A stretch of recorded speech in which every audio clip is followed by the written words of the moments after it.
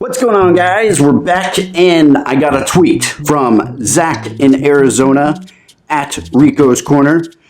Hey bro, what's your preferred manual brew type for coffee at home? I get this question quite often, so let's go over to the coffee bar and check it out. Alright, welcome to the coffee bar, and today I am drinking Stereo Blend Heart Roasters, one of the best roasters in the country, via the soft brew. I've got a ridiculous amount of brew methods because I'm a collector of crazy coffee. I went nuts when I discovered amazing coffee. So there's so many different ways to get coffee. To break it down, you've got pretty much two main ways to get coffee. You've got immersion, where the coffee's just kind of sitting in water, and then you've got pour down, where water is just kind of going through. That's the basic pretty much way, but there's a whole lot of other ways to do it, but that's the main way. I'll kind of go over some weird ones, but let's just break it down real quick so you guys have an idea of what I like, why I like it, and which ones I don't like. So out of all of these, ironically, is the Southern. The soft brew that I'm using today is my least favorite. I have not figured this thing out. Its lackluster and fun factor on how to make coffee. You just pour water in this thing and let it sit, and that's super boring. So, and on top of that, I don't really get an amazing tasting cup of coffee with this thing. So, Southern, I'm sorry, I've tried this thing a few times. Not enough probably to get perfect, to perfect this thing, but it's not my favorite. Next, if by chance you own a really good espresso grinder and an espresso machine, I would say a quality espresso shot is fantastic on top of what you can do with an espresso. Lattes, cappuccinos, cortados, whatever it is you want. Espresso is fantastic. I do have an espresso maker. It's a manual way to make espresso. It's really finicky. It's not a great way. I can't really pull great shots with it. So this is not my favorite way to brew at home. I wish it was, but it's not. Next, we will go with more espresso-like things. So one of those would be probably one of the oldest methods of brewing coffee, which is Turkish coffee. I've done a video on Turkish coffee if you want to check it out right here. I love this way of brewing coffee. It's super fun. It's not the most practical because it takes a really long time to grind the beans to a super fine chalk dust like powder. It's really smooth. It's not what people think. A lot of people think it's going to be like really gritty and really gross and really heavy. It's strong, and if it's really quality coffee, it should be smooth. I love this way of brewing coffee. It's fantastic. Next would be the mocha pots. So I've got two different sizes here, one for more than one person and one for just me. Mocha pots are fantastic when I'm just, I don't know, feeling Italian, I guess. I like to brew coffee this way. It's probably the closest you can get at home to espresso. If you don't have an espresso machine, super strong coffee. It's actually, to me, stronger than Turkish coffee. There is some pressure built up into this, so it's, I don't remember what the bars of pressure are, but it's not the 9 bars of pressure you're getting with an espresso machine. I love the mocha pot. It's classic tradition. It's a great way to make coffee, but it's not my favorite. All right, next would be my very first, I guess, pour over method that I bought was the Nell Drip by Hario. This was a fantastic way to make coffee. It had a cloth filter. It made amazing coffee. It's a little finicky. I think it's probably even a little harder to make coffee with than Chemex. Super clean cup. I really enjoyed this way. Sadly to say, my cloth filter got damaged, so I can't make coffee this way right now until I get a replacement. So, but I love this way. It looks cute. All right, now pour overs. So we got several different kinds of pour overs. You've got a Beehive, which I don't have, a V60 by Melita, and the Kalita Wave. To me, all of these taste-wise are all pretty much the same. Maybe this one and this one have a slight immersion to it. The water sits in here a little longer just because it's flat here. You've only got one hole here.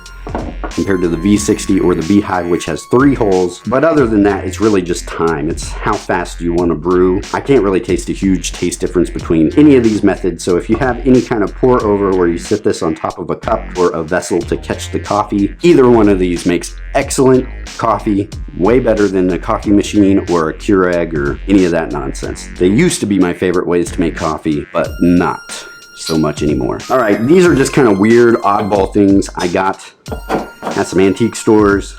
Vintage coffee brewing methods. This one here, I did a video actually on this, is a vintage vacuum pot. This one captures the grinds by a glass rod. Really weird way to make coffee, but it makes amazing coffee, but it takes a long time.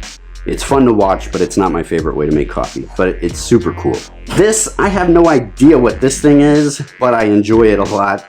It's got this gold filter thing that catches the grinds, and then it's got this other filter to disperse the water on top. So it's kind of like a French press pour over, minus the pressing part, because you've got this metal filter. It's not capturing all the grinds, so you're gonna get some sediment in the cup. It actually makes fantastic coffee. I don't know what this is. All I know is it's super cool and it makes great coffee, but it's not my favorite.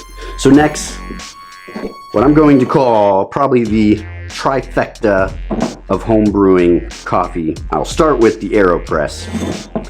So a lot of people, they ask, what should I get when I start making coffee at home and I want to get away from my coffee maker? I tell them to get the AeroPress. The AeroPress is the most versatile, the most sturdy. You can go camping with this thing, you can travel with it, you can throw it in your bag for the airplane, you can take it on a road trip. It makes super strong coffee. They claim it makes espresso. It's really strong coffee if you want it to be. It's not espresso. There is some pressure, so it's maybe kind of close to espresso. Super versatile, like I said. You can do the inverted method. You can do the pour over the cup method. You can do a bazillion different ways to make coffee. They even have a championship with the AeroPress. This is a great tasting cup of coffee. You can water the coffee down if it's too strong. There's a whole bunch of things you can do with this, and it makes amazing coffee. It's not my favorite because I think I get better tasting coffees with these other 2 methods ultimately. But if you want really, really versatile and really, really good coffee every time, you cannot screw this up.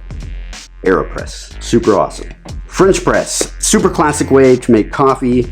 It's awesome. It's a very traditional way to make coffee, and it just tastes really, really good. A lot of people do not prefer this method because it does leave sediment in the cup. It's a metal filter, but I kind of like it. It's very heavy body, strong coffee, and you're not gonna get a lot of individual notes popping out at you with this cup. It's not a very clean, clarifying tasting cup of coffee. But if you want strong, really good, simple coffee, also for beginners, if you want a really easy way to make coffee, you just put your grinds in, throw in some water for some time, plunge, and you're good to go. It's awesome. I use this a lot of times when I'm not getting a great taste from other methods of brewing, like my Chemex or a pour over. If I find the coffee's not quite tasting right, I'll go to my French press, and 90% of the time, surprisingly enough, it makes amazing coffee. So French press is probably my second favorite way to brew, just because it's kind of my backup when my ultimate favorite, the Chemex. The Chemex is a classic brew method. It makes the cleanest cup of coffee because it uses a super thick filter. It catches all the sediment, all the oil, and it's just very clean. You get all the notes popping out. It's very clarifying cup of coffee, and it's not super heavy. So I totally love this. It's the way I like to taste my coffee the best, but at the same time, it's not the easiest, especially if you're a beginner. But once you get it down, it's not hard. So Chemex, if I had to pick a brew method, my favorite way, I would say this. I tell people all the time, I love so many different ways to brew coffee. It's kind of hard for me to pick, but if I had to pick, Chemex would be my go-to. So Zach, thanks for asking the question. If you guys have any coffee questions, please write those to me or tweet them out to me at Rico's Corner.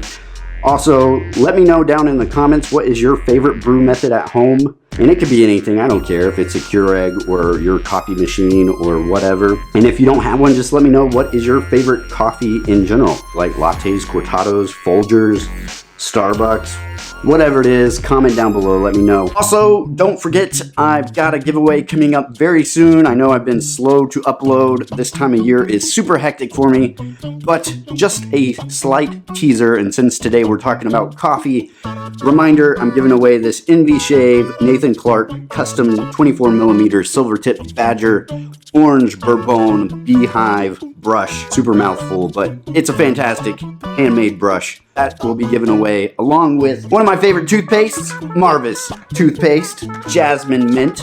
Super awesome. And like I said, since we're talking about coffee today, I'm giving away Drift, which is one of my most favorite magazines involving coffee, and coffee, not only just coffee itself, but cafes from around the world. This one is Stockholm, and it's a super fantastic book. The other one is Brew. This is a book to help you brew better at home. Stay tuned for more updates on my giveaway. I promise it's coming very soon. Hope you have a good one. Merry Christmas.